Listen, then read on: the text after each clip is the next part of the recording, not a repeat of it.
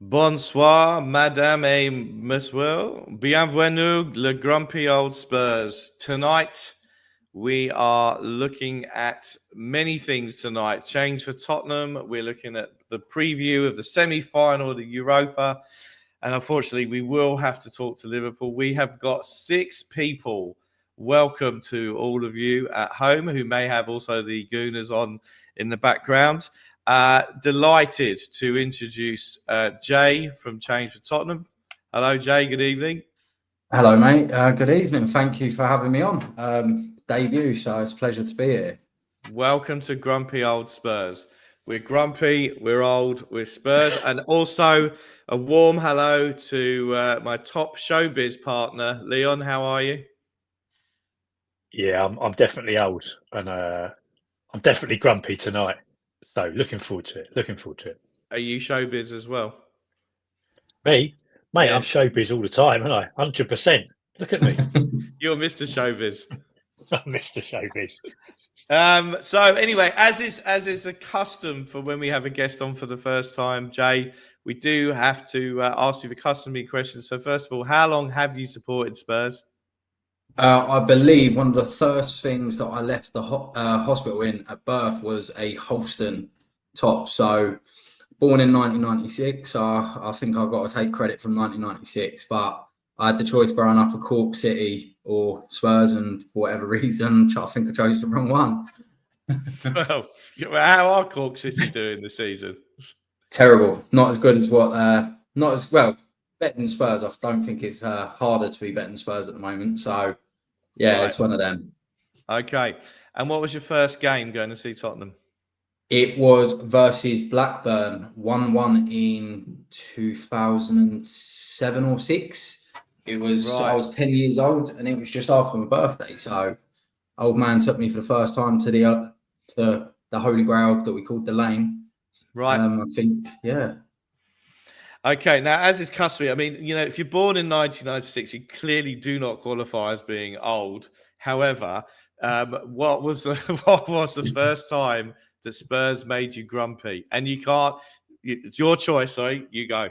Yeah, first time Spurs made me grumpy was probably in the FA Cup, the Drogba ghost goal against us in the final. First time I've really been upset by the turnout of a Spurs game, and we had the phantom goal given against us, and yeah, so for me that's when it was a bit of a grumpy time for me. Was that Redknapp was the manager?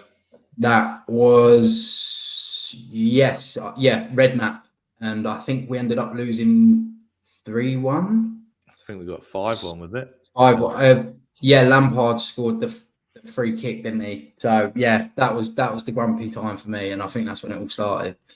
Do you remember where you were for that game, Leon? Well, I wasn't in the ground for obvious reasons, so I was probably, I don't know, sitting at home throwing jelly babies at the plant. Were you? But yeah, that's probably, I was, yeah. That is a good game to be grumpy about.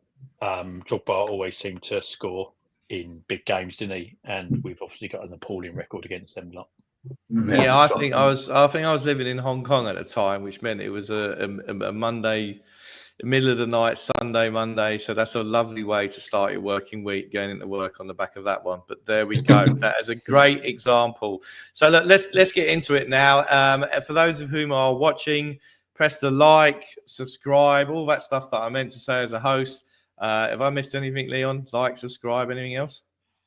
Oh, sorry, 1-0 PSG already. Oh, it's just flashed up on my phone. Now we're not grumpy. Look at all We're our not faces. grumpy now, are we? We're not grumpy now, positive. Well, unfortunately, we do have to go through the formalities of the show. So we will start talking about Liverpool. We'll do the Bodo preview, and then we'll talk mainly about change for Tottenham. So unfortunately, we do, as is our obligation. Here we go. The debacle that was Anfield. Here's our one bright spot: Dominic Solanke scoring the goal. A little bit of I saw this from, I think, White Hart Liz posted this on Twitter this week. You'll never hear the end of it, with props and love and respect to all Liverpool fans, but they don't enough go on about how great they are and they invented football. So Jay, do you want to kind of what were your thoughts on what is known as that cluster expletive deleted at Anfield on the weekend? Yeah, I mean, it's typical Tottenham, isn't it?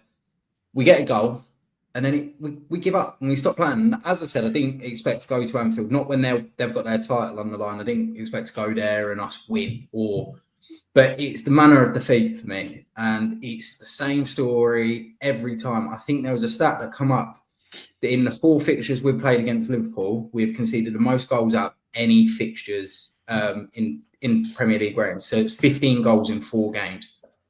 That is shocking. And it's the fact of, as I said, I could take going to Liverpool losing 1-0, 2-0, maybe 3, depending on how we play. The gutlessness and the individual errors that we see every single week. And it's like, we've got to trust this team going into Thursday.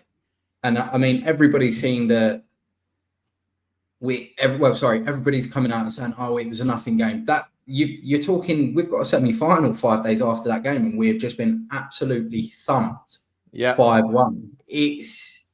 And it could have been more. That's the shocking truth. It could have easily been more. So for me, it's one of these games that you want to forget it, and then you see another stat, and it seems like Andrew's become a bit of a Tottenham historian for the wrong reasons. So for me,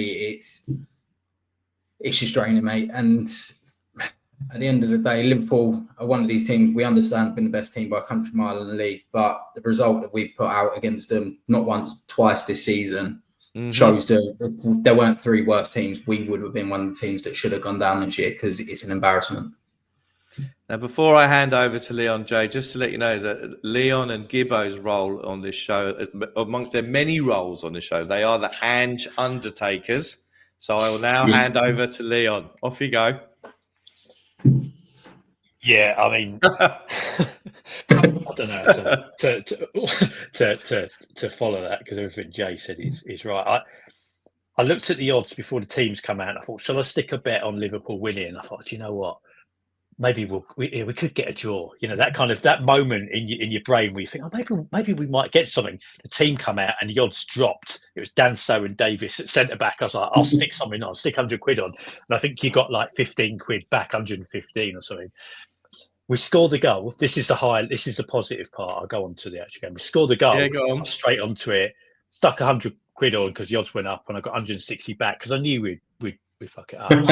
But yeah, teams. So the team come out. Forget the 2 centre backs, but Gray's in midfield.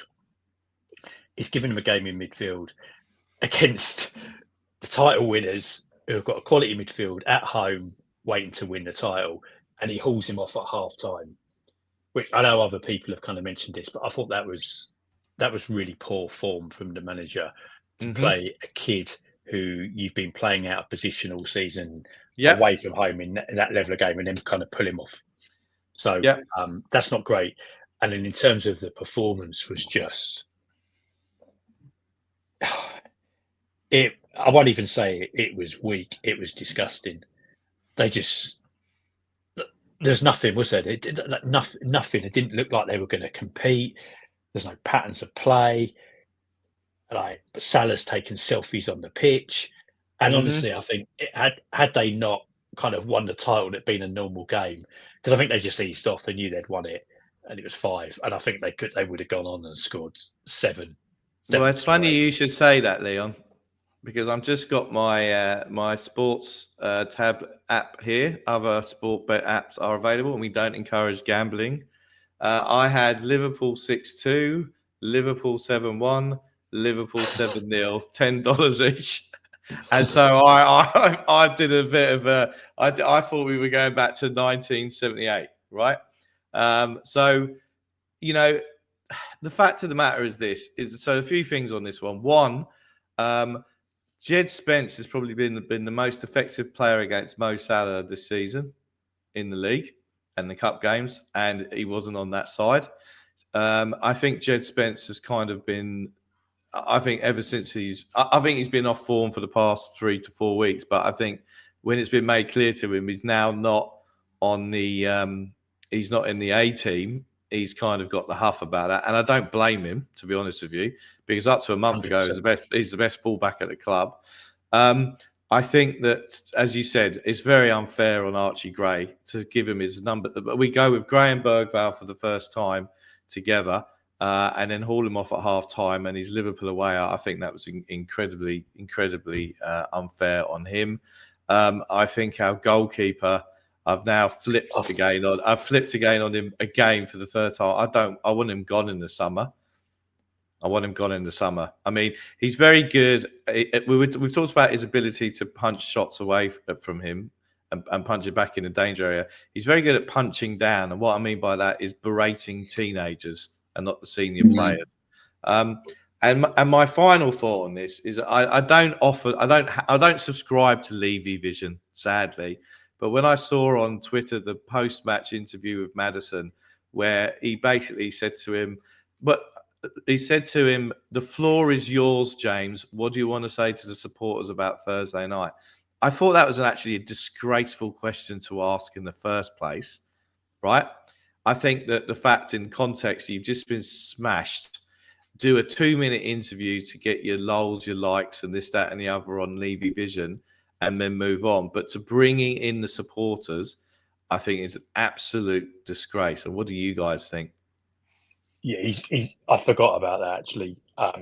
His comment regarding the negativity, and then I think he related that back to the supporters. I thought was, well, I won't say poor form. I thought I can't get my head around that. We've lost 19 league games, and we're probably going to lose. Well, we will lose 20, won't we? Maybe lose 21. We're likely to finish 17th. I mean, it has been an absolutely horrendous season, and then he's complaining about negativity. You know, they kind of. I wonder what world they live in. To be honest. Yeah. So, frankly, that is all that we want to say about that. If you don't mind. Yeah. Let's move on. So, what we're going to talk about next is this is the latest biggest game of the season since the last biggest game of the season, but not forgetting we're about to enter into a big summer and an exciting new project since the last one. Yeah. Don't forget. Okay, so this is, of course, we're talking about Bodo, the semi-final first leg. Here they are. They are currently second place in the Norwegian league. Does anyone know the name of the Norwegian league? No. Anyone know in the comments? That would be great. I know that the Dutch is the Eredivisie, for example. So they're second. Their fourth place is Viking. I only just want to say Viking just to make me laugh, which is immature, I know. And so they have got some injury problems. They have got some players out. Some guy who sounds like Patrick Berger, and I'm being very ignorant here, he's not playing and he keeps the team ticking along. I get that from the View from the Lane podcast this week. How are we feeling? What are we going to line up with on the weekend? Now, if any of you surprise me what the defence looks like, I'd be very surprised. So, Jay, how do you think we're going to line up for the game? Do you know what? Obviously, touching on your point with Vicario, he's done nothing but kill any kind of trust that I've got in him. He's not comfortable with his feet yet. He demands the ball to his feet. So he's going to start. There's no disillusion. He's going to start. He shouldn't. And I think he's cost us something like 4 goals in the last 6 games. That's staggering. But you can sort of just guess what the back line's going to be. It's going to be Porro, Van der Ven, Romero, and Udogie. The midfield that I'd go for is Bentancur, Bergvall, and then I will play Kulu in the 10. If he's fully fit, Kulu has to be in that 10. Has Kulu not? Sorry, Jay, to cut across you. Has Kulu? I know he's just come back from injury, but he's looked obviously rusty. And before he got injured, he looked like a man who was wading through treacle. Yeah. See, with that, I agree. But you've got to remember, I think he played a staggering amount. Yeah. I think it was 96 games in a row, the most out of any player on our team. So he was burning out. And Ange. Yeah. There was a game in the FA Cup, and you could tell he was completely dead on his legs. And Ange decided to leave him on. And it got to the point, and I think everybody I knew was saying he was going to get injured that game. And lo and behold, the next week he got injured because he was throwing himself into tackles where he was burnt out. So for me, if you didn't have such a clueless manager running the teams, And he was smart enough to go, do you know what? This player's played near enough every minute. He's been vital for us. Let's not burn him out. Instead, what does he do? He's done the same as what he's done with Romero, Van der Ven. He either rushes him or keeps him in when you go, be smart and pull him out. So for me, there's a game where I don't know how often you watch international football, but you listen to him speak when it comes to a big game for his country, and even though he's not the captain, he's the one speaking. I'm hungry. Let's eat. Let's go out. We need to win. We got to leave everything on the pitch. And I think he's also the first player on that team that's gone out and said, "Do you know what? I am that angry and disappointed in myself and the players that we're not performing where we are. This isn't we have to do better. It's we demand better of ourselves. It's not acceptable for the fans." For me, and then the front three, I'm Brennan Johnson's biggest critic. And I don't, Jay. I'm not sure about that, Jay. Jay, if you've ever watched it before, the Ange Undertakers, once they've got the body at the parlour, they turn around and look at the Welsh Wizard. Go on, Jay. Yeah, for me, he's one of these players. He's a lazy, if you get what I'm going with that. The issue is he does seem to always find himself in the right position. And for a game where, as you said, I watched the highlights from their game yesterday. They got two quite bad injuries to both their centre-backs yesterday. Both their centre-backs aren't available. As you said, their main midfielder's not available. Their main number 9's not available. And their left wing is suspended. It's written in the stars for Spurs to go and Spurs it up. I mean, I've never seen a game. Has their coach gone to prison, Jay? That's the final one. Because I'll tell you what, remembering Zagreb. I'll give it a few days. I reckon he might do.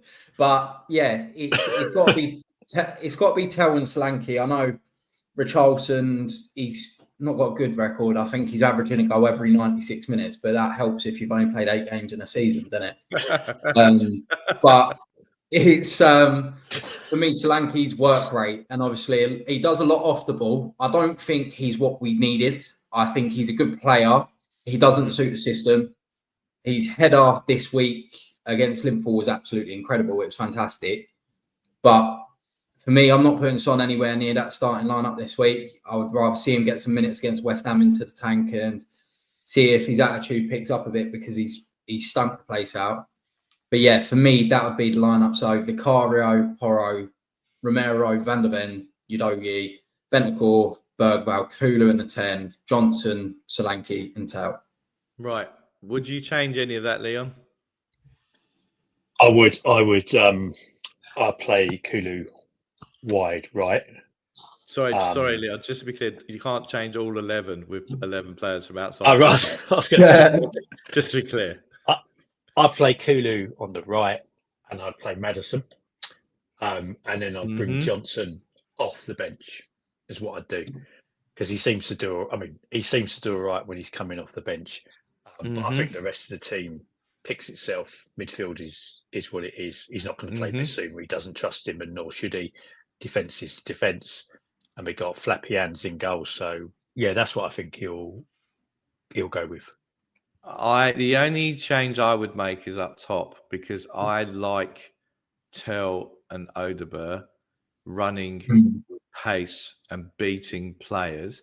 I mean, poor old Solanke, when he was sat on the bench watching the Forest game, as he watched cross after cross after cross, and he's been dying for that all season.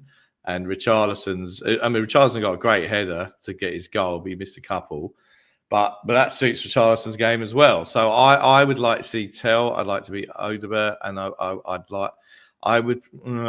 for me, I would have Maddison, but probably bring Kulu off the bench. And that's probably it. And as for our goalkeeper, and let's not forget, my captain Romero will be leading the team out whilst he's simultaneously talking to Simeone at the same time. And if we do go out against Bodo, watch that Romero is ruled out mysteriously for the end of the season. That's what he's about. He's been desperate to get that red card. I don't know if you guys view him the same as me. Against Forest, he was desperate to get himself sent off.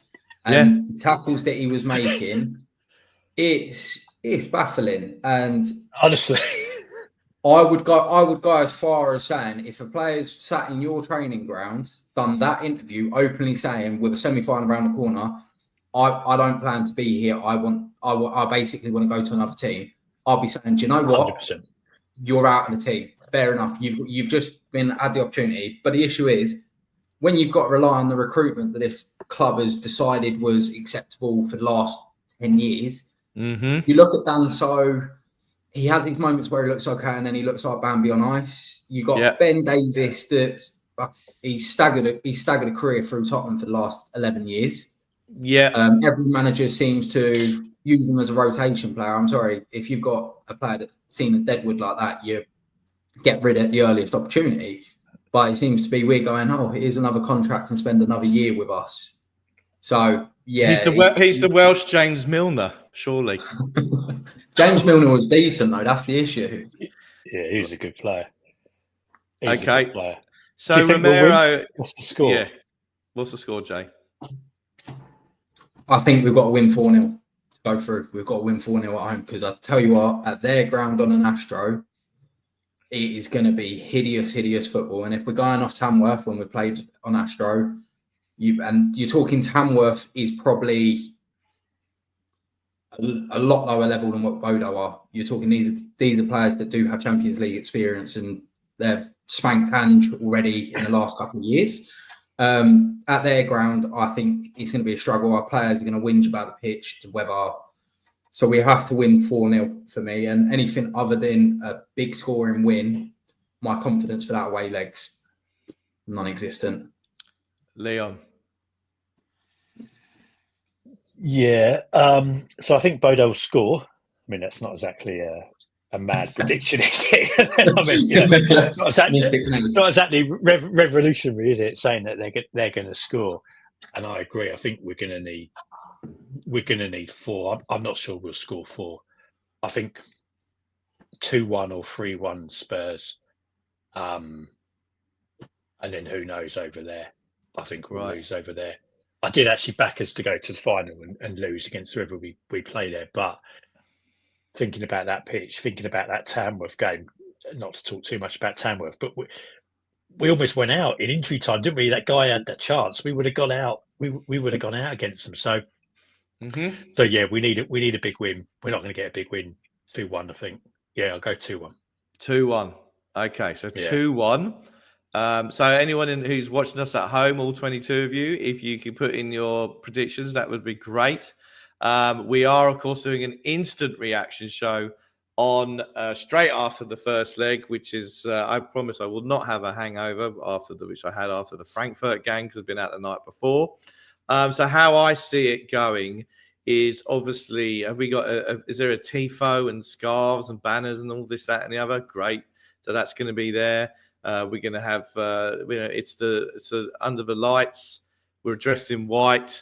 I think that we will lose a customary early goal because we're good at that. But then I think that we will, in the nervy and edgy first half, the supporter base are getting nervy and edgy. I think we're going to win 3-1. 3-1. And then in between, the coach of the Norwegian team will be sent to prison for smuggling fish off the Arctic Ocean. And they will still, and I'm worried about that pitch. Tamworth, of course, is in the Arctic Circle as well. So we don't adjust too well to doing that. And given the flimsy nature, frankly, of our leadership group and the leadership shown, I think we'll get to the final. I don't know why I have that feeling, but I just do. But I do think that if I'm predicting 3-1. I'll be comfortable if we go there with 6-0 up. Only if we're 6-0 up for the first leg, I will be comfortable. Vim is saying 2-2. So he thinks we're obviously going to go over there and do a job in the Arctic Circle the following week. And of course, good evening to Gibbo, who can't make it tonight. Hello, Gibbo. Sending our best to you and the family. And we are grumpy, but that's what we do. But don't worry, we've been the Ange Undertaker Gibbo so far, so you're fine. So, all right, well, that's that then. We look forward to it. As I said, just a reminder, we're doing an instant reaction show straight after the game finishes. Thursday night UK, Friday morning Sydney time. So we're going to move on and talk about change for Tottenham now. So obviously this is a picture taken from the last protest. There's been now, I think, a couple of protests. And what I'm going to do, Jay, is just to put up here on the screen. This is the mission statement for change for Tottenham. So maybe as just as a bit of context and intro, you want to just quickly talk about that? Yeah, so obviously Change for Tottenham, what we see ourselves as is a fan-led organisation. None of us are more empowered than anybody else. None of us have a bigger voice than anybody else. What we aim to do is basically push the message that we don't find the sorry state of this club acceptable. I think the sorry state of it is a polite way to put it. There's a lot more strenuous words we could use. Obviously, we're all aware that at the moment, most of us watch the boxing on Saturday. We see where the priorities laid with the football club, with what they played within the stadium, how they lit it up. So yeah, all we ask for really, and obviously a big part of our mission statement is football first. It's a priority. Meaningful fan engagement, so affecting everything. We have the trust and the THST, the FAB, who have these meetings with the club. It seems to be this happens once a year. Do the club listen to what's put towards them? Nobody seems to know. They get to have their sing song once a season with them. So I was going to. That was one of the questions I was going to ask. So maybe we'll get into it now. You mentioned it. So so I'm going to be asking some kind of objection-like questions just to keep the conversation going. So we've got Change for Tottenham, we've got the Fan Advisory Board, and we've got the Supporters Trust. So why do we need Change for Tottenham when we have the other two? And I'm saying that with all respect to those two organisations as well. We feel like they won't ask the difficult questions to the club. It's plain and simple. It seems to be, without, as you said, any disrespect to the trust. Some of the bits that they have done have been amazing. They have worked with the club to create a tifo and this atmosphere. Why it's taken them this long to try and generate a home atmosphere for what the stadium was built for, the cauldron. Yeah, but it seems to be the uncomfortable questions that might upset a few people at the top won't get asked. And with us, we've made it very clear we're here to try and force a change. We understand that change isn't necessarily going to come from the top. And what we do is anybody can contact us directly. You don't have to sign up and pay £20 a month to be a member to ask these questions. It's you want us to ask questions, raise points, and get these things across to speak to us. We're more than happy. As we've said, we're not here to be any bigger than anybody else. We're not here to be this powerful, overbearing. All we want to do is try and create a contact line between us and the club to find out why the club's going like this and that fans don't find it acceptable. And luckily enough, we seem to have a lot of people now who are feeling the same way, that some kind of change is needed. And for myself, change is them going, I can't stand them. I feel like they're sucking every bit of money out of the club that they can. This season has summed up exactly where they care about it. I think more non-footballing events at the stadium than actual football games. So for me and a lot of us at Changes for Spurs, the main thing is making sure that we try and force this change and we keep going until we get an answer that we need. So like with the Fan Advisory Board, so if you remember going back to the crisis before the last crisis, which was the Mourinho Ryan Mason season, the last home game of the season, the one where they let 10,000 back in, and he was the only one who charged the fans that weekend. You had a situation where the end of season note said that they'd lost sight of the DNA of the club. And that they were going to have the first ever director the first ever fan to be a director on the board. That took another 2 years to come about, and we have the FAB now, where at the end of the day, they're not on the board. And my understanding is that allegedly or otherwise, they've all had to sign NDAs for the meetings, allegedly. Yeah. And you kind of get a situation where you have these so-called fans forums where there's what appears to be selected attendees. Leon, you've been invited to 2 of them, haven't you? Yeah, I mean, Daniel's desperate for me to go to those fan forums because he knows how I feel about him. And I mean, I love the guy, like what he's done off the pitch and everything. He's just such you could tell he loves the club. Like I always say, I remember Oldham away that '93 season when we had to go up there, and I look around and Levy's next to me. He's only little, isn't he? But he's right next to me at the front. Yeah, the fans forum is handpicked people who aren't going to cause a fuss, who will ask safe kind of questions and give him a cheer when he says we've got our, I can't even say it with a straight face. We've got our Tottenham back. And as for the other two kind of bodies, so to speak, I mean, from the outside looking in, it is exactly as Jay says. It just appears that for whatever reason, they're unwilling to ask difficult questions or they don't want to. And actually, over the years, they've not been able to unite people like Change for Tottenham have, because as we said before we came on air, this is the first time that fans have really come together, podcasts have come together, and it's getting coverage in the media. So it's very much needed. So it's a good question here that from Driving My Hyundai. Has Change for Tottenham had any acknowledgement from the club at all on the issues in the manifesto? So obviously, I don't know if I can class it as lucky or unlucky. I've kind of had I say a relationship with the club. It's me that's done a few of the meetings with them, spoken. Like we've never been able to speak directly to anybody of power. We have a few contacts within the club that we liaise with in regards to fan safety. Obviously, one of the things that we push for in every protest is making sure it's safe and acceptable. They've not even acknowledged our manifesto that we've sent to them. It looked like it was a pre-generated ChatGPT response. It was that horrendous. We actually published it. Daily Mail and the Telegraph all posted it. It says everything you need to know. We are pushing. We are pushing to try and sort of get some answers from somewhere, because how you can be an investor, for example, looking in at Tottenham Hotspur and going, I've invested in a football club that's now a multi-billion-pound sports corporation that seems to focus on getting Beyonce in on the weekends. And doing all these other bits. It's all well and good having the on-pitch revenue. They reckon there's an estimate we will lose £70 million if we don't win the Europa League. And if you're an investor and you're going, we've lost out on £70 million, the question's got to be there. So, yeah, we've not had a direct response from the club regarding anything. And as you can imagine, whilst the pressure is boiling over, as you can see, the likelihood that we will get a direct response as of yet is unlikely.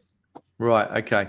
And so, and just back on the FAB and the Supporters Trust, they've obviously not come to the demonstrations or anything like that.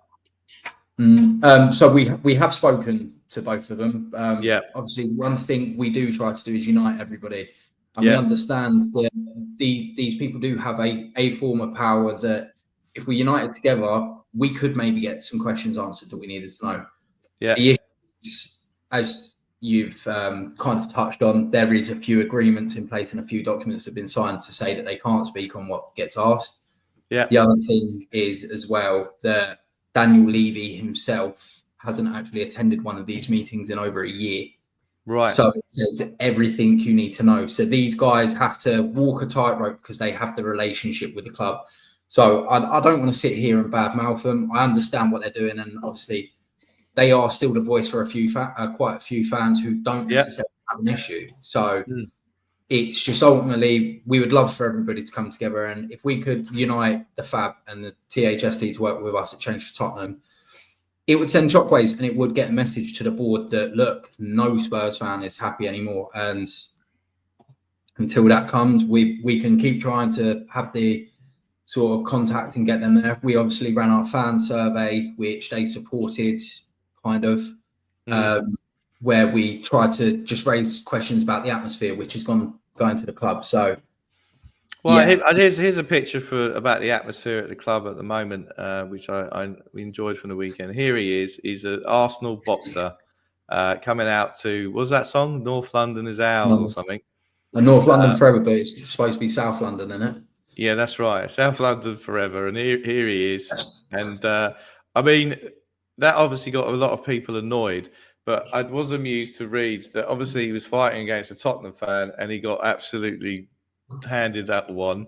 and then they started playing "Glory, Glory, Tottenham Hotspur." So that's all right in the end, but it's not great to have that. It's not great to have that played out at our stadium. No, I will say and I mean, go on, sorry, Joe, mate. oh no, you go, mate. That's all right. I was going to say, like stuff like that, like it's a wind up. It's a real wind up, especially when we're having this kind of season and what's gone on in the previous seasons. But I'd feel less aggrieved about things like that if we had owners that were genuinely doing everything they could to be successful on the pitch, and you felt like there was a connection with the fans. Obviously, there's none of that. And then we get this clown coming out to North London forever, and it's all gone red round the stadium. So it just kind of exacerbates it, doesn't it? It's just it just makes it worse. Yeah, look, I'd have Beyonce on ice if we were challenging for the top four and going to win a trophy. I would not give him. I'd even have bloody Robbie Williams doing "I'm Loving Ange" instead, and it's on record that I bloody hate Robbie Williams. Right? I'd have Robbie Williams, Mrs. Brown Boys, the lot. If we were challenging for the bloody title, or we were up there doing stuff and investing in the team. But we're not, and then you overlay it with that, then it makes things worse. I'm going to move on to the next question, Jay, if that's okay with you. Yeah, of course. One of the commonly asked questions, and it was said it's been on another couple of pods in the last couple of weeks, is that, the thing about Enoch and this, that, and the other, it's the old Kylie song, "Better the Devil You Know." And I'm showing my age again. As much as we complain about Enoch, do we want sports washers? Do we want Todd Bowley? Do we want Glazers, etc.? And to be very upfront with you, Jay and Leon, when Sugar left, I was dancing. I was living in Sydney at the time. I was very happy when Sugar finally sold out and left. And then obviously this mob come in, and now I want them gone as well. So first question really is, it's better that we have Enoch rather than sports washers? Truthfully, for me, all I'd care about, I know you can't guarantee the next person's going to come in and care about football. People can say what they like about Ted Bowley. The one thing is he's thrown the money at it to build a team. He might have brought 58 players or whatever it was, but ultimately he turned around and started this season and said to the manager, right, what do you think your squad is? The players you don't like, we will cast off. We'll take a loss because ultimately we want to build a squad that can do things. Bearing in mind they've done this, the likelihood is they're going to win the Conference League this year. I don't think there's going to be a team that can stop them. You look at Manchester. That's not hard, though, is it, Jay? I mean, it is the egg and spoon race of European football. I mean, would we win it if we were in it, though? would we win that Conference League? I'm not sure. Yeah, it's one of these things. You can sit there and say, "Oh, you're going to get the sports washer in." You look at the Aston Villa owners since they've taken over in 2018, they have put in £740 million of their own money, and now look at Aston Villa. This year they've gone deep in the Champions League. Every year now they're in their places and they're there and thereabouts. They've only just got out of the semi-final. They've been competing on all fronts. But then you can go Manchester United. The thing is, buying into Manchester United with the Glazers, everybody knew that they were buying in for one reason and one reason only, and that was to take cash out of a business. Most people that are spending £4 billion on a club aren't going to be there to be tearing it down. When you look at the economics of Tottenham Hotspur, what you would get in the package of buying Tottenham Hotspur, I don't think you're going to get somebody that's not going to come in and care about the football. I think that's going to be a rare entity, and the people that have that kind of money to purchase Spurs, they'll be looking at that thinking, do you know what? We've got a skeleton of a giant sat here rotting away. Its insides are dead to the core. Let's strip it out and let's build it. And for me, I would sell up. I wouldn't sell up. It's not my choice, but I would take absolutely anybody. Like you look at Frankie, they've come in at Everton. They want to change the whole dynamic. Yeah, I think we've moved away from the generation of people coming in just to pull money out of a club. I think nowadays you have to be a lot more business savvy, and we'll have to see where it goes. So, Leon, do you want a sports washer? I mean, are there any good billionaires in the world? I mean, we won't go into some of the reports on Mr. Lewis and some of the things that he's done. What I will say is, if you look at where we are, you look at the squad, Mm-hmm. You look at the manager we've got. Mm-hmm. There will be worse owners than ENIC. There has to be, but you'd have Mm-hmm. to go. You'd have to go some to be worse than them currently.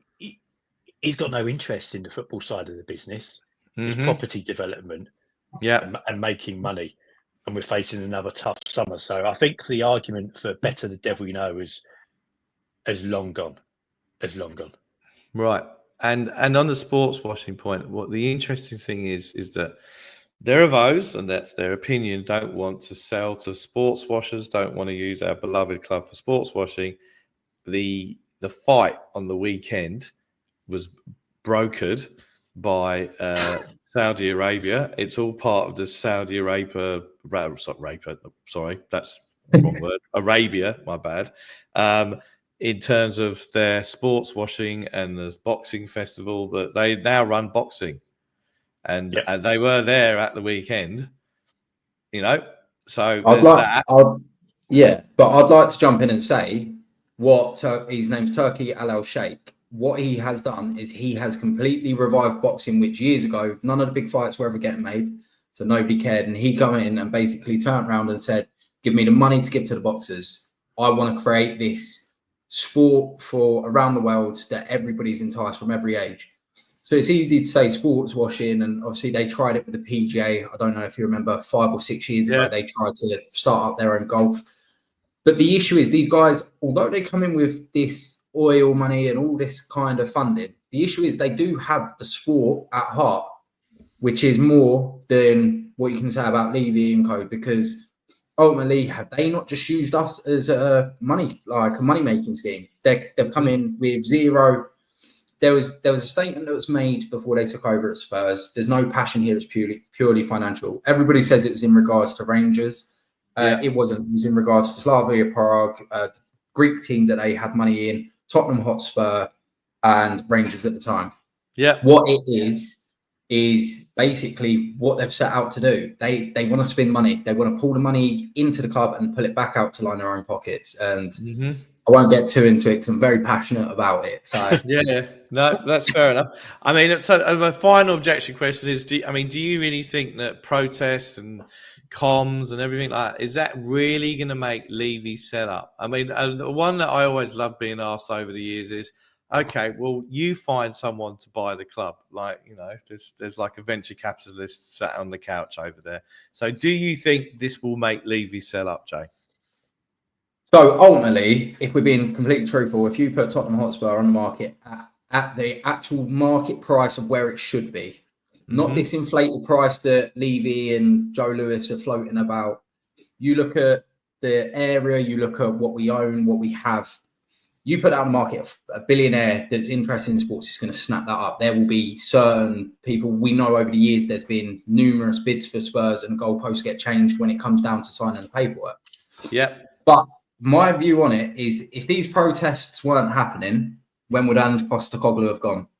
Because at the moment, whether we like it or not, Ange Postecoglou is holding a whole lot of heat that should be on Daniel Levy. And it feels like the bloke's being left out and he's being dried up to get flack from the fans, which he deserves it because he is awful. But at the same time, he doesn't deserve it. He doesn't deserve it because ultimately, you're getting a poison chalice when you come and manage Tottenham Hotspur, because you've got an ownership that will stand there and go, "We've thrown 200 million at the club this summer, but out of that 200 million, 140 of it's been 21 or under players, or players that have never played in the Premier League." So, I think there is point in protesting. Obviously, we do this because we're passionate and we feel we can make a change. And it started out, obviously, Brian, who's in the chat, I've been there with Brian on the cold days when there's been 10, 15 of us. I've been there at the training grounds. I was there in December when there was 20 people and everybody laughed saying, "Oh, you're doing this, you're doing that." And then we at Change Tottenham decided, let's do something different. We went completely silent and we shocked, well, arguably the world. I think everybody touched on it. We had American news touching on it. We had Fabrizio Romano. And we got the banners out versus Leicester. And since then, it's been an incredible effort. And obviously, the one thing I do want to praise is every single person at CFT. As we've said beforehand, it's not just me here. Obviously, my face is around a lot. Billy T's around a lot. There's people who work so hard in the background and they do the most important key bits that we all have our own strengths. Obviously, mine's waffling bollocks half the time, but I'm good at it. But we've got guys that aren't necessarily forefront of it. So it's one of these things. The protest side of things, we feel that it will work. We wouldn't put all of our time and effort into it. Obviously, all of us work. We've all got families, and we feel that passionate about making change. And we feel that if we weren't doing this, and Postecoglou, so you can kind of look to blame us for that, but we feel there's so many things that could have happened if there wasn't protest. How bad could this season really have got? Well, I mean, I think the point about Ange, and obviously I've got a conflict of interest here because he's the first Aussie coach in the Premier League, and in the country that I've made my home, and at the same time in the club that I've been going, my family been going to Tottenham since 1938. And I think what's been interesting, and I'm sorry, Leon, to bore you on this point that I've made several times at this time of the week for the last 3 weeks, is that what has been interesting is that for one of the first few times is that the manager has had Levy as the shield. Yeah. And the focus was on Levy. And I think he had that up to the AZ away game where he got his players back and the performance, remember that free kick routine, was awful. And at that point, and that was and the same with Conte, right? All this stuff about get Porro and this, that, and the other. But as soon as Conte played that weakened team in the FA Cup, I mean, a good chance of winning it against Sheffield United and the AC Milan debacle, that's when he lost the shield, right? So I just think that I feel sorry for Ange because I think, back in the good old days is that, Poch had Simon Felstein next to him who did it. Simon Felstein was a fantastic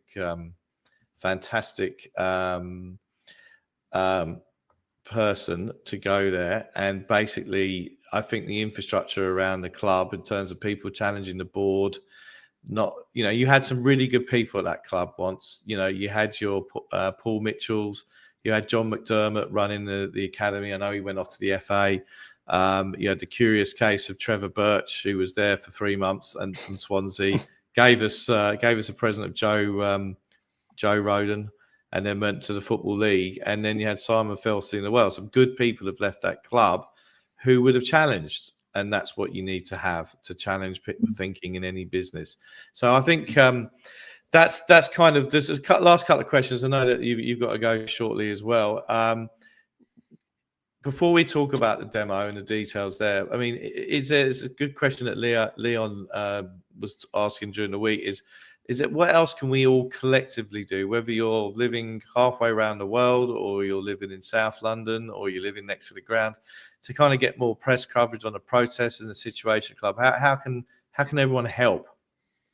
Obviously, I've touched on it on other pods. A big part of what we do is the international fan base. We want to be inclusive for all. And we understand some people don't have the opportunity to be at games. Some of us, I say lucky, it's not luck to go and watch us. But, Joe, you're very jaded for someone who's born in 1996. We've got more years, mate. We've got about 25 more years on you, and look at the state of us two, right? Mate, I'm nearly 30 and I'm going great. This is what Tottenham have done to me. But yeah, no, international fans are such a pivotal part of what we do. Obviously, we sold our flags for the first time. We had people like yourself, for example, Australia buying them. We had people in Canada. I see Mr. Daigle, who's in the chat, sporting one at Heathrow Airport. I believe it was yesterday or the day before. So, I mean, we have these guys that send in their pictures. We've seen them in Melbourne. We've seen them in Sydney.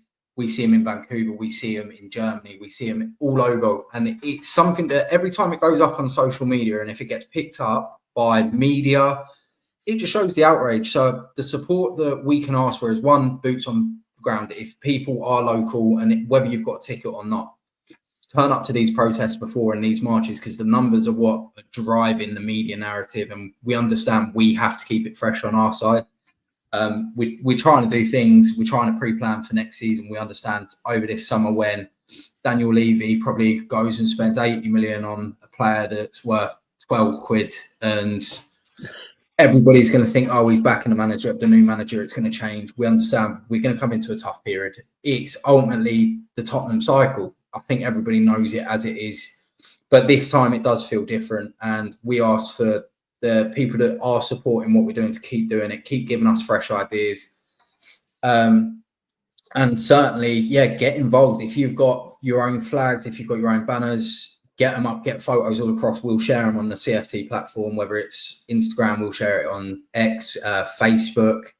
One thing we want to do is push the international message, because I can't see, in my personal opinion, how any Tottenham Hotspur fan has watched this season and gone, yeah, it's not a massive deal. It's the most heartbreaking and sickening thing that we've allowed the club to get to the state it is, and it's time for the fans to start using their voice and saying, do you know what, it's not acceptable anymore. Right. Okay. And then in terms of kind of the demo before Palace, do you want to talk about that and the details around that?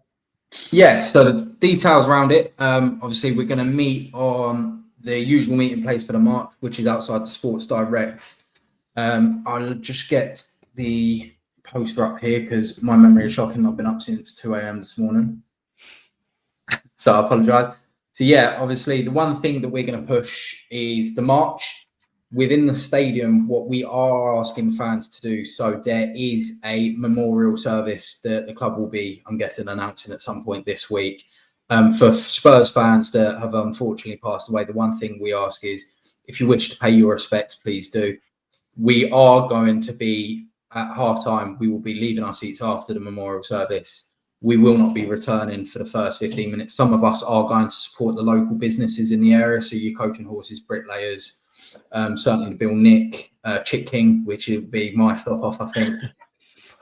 But yeah, we'll be asking people not to return to their seats, send a message. We will be asking fans to wear yellow. It is a colour that we have associated with ourselves during the protests. It does work, and there is a lot of fans that feel the way that we do, and yellow is the colour for it. So yeah, we just ask fans to turn up, whether you have a ticket or not. A fair few of fans that have turned up. We've had fans that have travelled from Cardiff who didn't have a ticket, who turned up just to march with us, and it gives us the empowerment to keep going. It makes us feel like what we're doing, fans feel the same way as we do. And yeah, we just appreciate every single person that turns up for it. We should be wearing bad to come to the funeral service. So, do you remember, Leon, the Hummel yellow casual sports top from the early 90s? Did you have one? Unfortunately, no. I didn't have one, but I remember it. I was in my early 90s. I was in my Stone Island stage then in the early 90s. I wasn't wearing colours. No colours, no runners. That was the phrase back then. Well, I did have that Hummel casual top and with the yellow one, and I wore it to most games. If only I don't have it anymore, but obviously I wouldn't be able to fit into it either. Given it was the early 90s and the lifestyle that one was leading at the time. So here's a suggestion.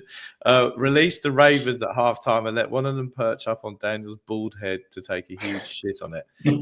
If you manage to coordinate that, I mean, I'm telling you, regardless of whether there's as an ultimate success or not, that would be of the movement. That would be that. And then Kavinsky's on a bit of a roll here. Release us from Nike and bring back Hummel, one of my favourite kits. I have a feeling that we buy Hummel, and that was one of the things started to send us under that and the stand, because that's true. And right. Jay, sorry, go on, Jay. Yeah. This is what I mean. Like, some of the ideas, as you can imagine, we get so many exotic ideas. I think that's the best way to put it. I'd love to do that. Just get something that'll go straight at you. And obviously, we've got to be very careful with what we say, because from a legal perspective, we could be seen to be encouraging it. And obviously, we never advocate any kind of violence towards somebody. But ultimately, there's fans that do feel that way. And do you know what? to some extent, you can say how they feel is justified. Everybody has their right to opinion. I'll Yeah. never argue that, and I'll always stand by. If you feel a certain way about something, you have your reason to. But yeah, so obviously keep the suggestions coming. I don't think I'll be able to sneak a Raven up the top into the stadium now, unfortunately. Well, I mean, I've had a small idea. So this is something that I traditionally like to bring out on the show every now and then, which I think this sums up the ENIC era. This is here we are. Leon's seen this many, many times, and so have our loyal viewers. Possibly my idea. So, like, obviously, you have the Ashes, which is taking place down here later on this year. So that what happened was, I think the first time that Australia beat England, they burnt the bales, and those were the Ashes. It was the day that English cricket died. Maybe, and within safety and this, that, and the other, maybe we at some point burn an American football outside of the ground or something safely, and then with those ashes we put them into like a Tottenham mug or something, and do it that way. Leon, what do you think of that idea? You are in a creative industry. What would you say to that? I'm going to be really mindful about the legalities and the fact that I don't want to ruin a whole movement by saying what I genuinely think. Yes. So I'm gonna abstain. I'm not going to say anything. I'm going to keep very quiet on that because I'm just going to keep my mouth shut. So you don't think burning an American football outside the ground safely and within regulations and putting it into a Tottenham urn and the Tottenham ashes, you're not up for that? I'm not going to say anything. What I will say is when there was pressure on Sugar to go when Venables was having the issues with him. Anyway, I'm not going to talk about it because it's not right. I don't want to ruin things for Jay. I've got a lot of respect for what Change for Tottenham are doing, and it's got to continue. It will. Yeah. Don't worry. We're on it, and we've all agreed. We understand. We're going to have a hard summer. It's going to be natural that we've taken 100 steps forward since the first protest versus Liverpool. We've taken 100 tries forward. If we're going to have to take a few steps back because of a tough summer, we're going to do it, and we're going to be back next season, and we're going to keep this going, and we're going to aim to be there home and away. We're going to aim to target our away games, and we're going to bring fresh ideas to it.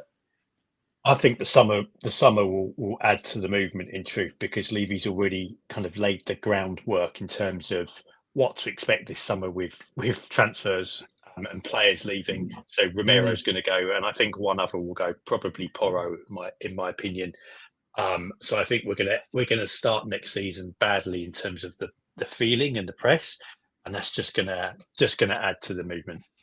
Do you think it's going to feel like the summer, Leon? Do you think this predates Jay? Do you reckon it's going to be like the summer of 97, 98 when we bought Tremezani and we'd agreed a deal with United to buy Ole Gunnar Solskjaer, and he refused to come. He said there's no way. I'd rather sit on the bench. Do you know? I'll be really quick because I know we've got to wrap it up. But what I'll say about those times was Tottenham were Tottenham, and we were kind of mid-table, and there wasn't the expectation or the promise from the owners. Now we're in this stadium and we've been promised it's game changing. There's higher expectation than Tramezzani type players. That's what the chairman promised, and he's not delivering. So, don't we have the German Tramezzani and Timo Werner? Mate, we could do a whole show on that. Let's not get into that. Well, we are going to be doing. We signed him. Sorry. We are going to be doing a keep or sell show over the summer. There's going to be a lot of selling going on in that show, and not a lot of keeping. Jay, we're gonna wrap up now. Thank you very much for coming on. Anything else you want to add in relation to the Change for Tottenham? Any other information? Yeah, just obviously we have got something that's going to be announced soon towards the end of the season. We can't say too much on it until it's all confirmed. Yeah. But once again, everybody that has stood out, supported, it'd be podcasts, it'd be international fans, it'll be your fans that go to the stadium. We just appreciate everything you guys are doing to support the movement, and we're glad people feel the same way about us. So without everybody, and especially you guys who invite us onto these podcasts and let us get our message out, it's just a thank you from everybody involved. So yeah, pretty much it from me. But yeah, once again, guys, thank you, and we hope on the 11th that we see so many fans there, and we really get this message there. Well, I just, as Leon just said before, I think that the work that you guys have done, and particularly also the boys and girls behind the scenes as well, who do, and I know they put in a truckload of work putting the whole thing together. So really well done. It was amazing. I think when you had the banner up, I think it was the Leicester home game, and you got all the attention there. And then you got some monotonal idiot from Sydney ringing up Talk Sport, droning on to White and Jordan again. Yeah. I'm probably banned by them now. But I think you've done an absolutely fantastic job. I've always said it's been about getting the middle ground and trying to get people involved. So well done to you. Well done to everyone behind the scenes as well. Sterling job. We are going to wrap that up now. We are back. Friday morning Sydney time, Thursday night instant reaction. Gibbo will be back with me. We will be reacting to it. And the only thing to say, as in the time-honoured tradition as we go around, is come on, you Spurs. Yeah, come on, you Spurs. Leave it out. Good night. Good night.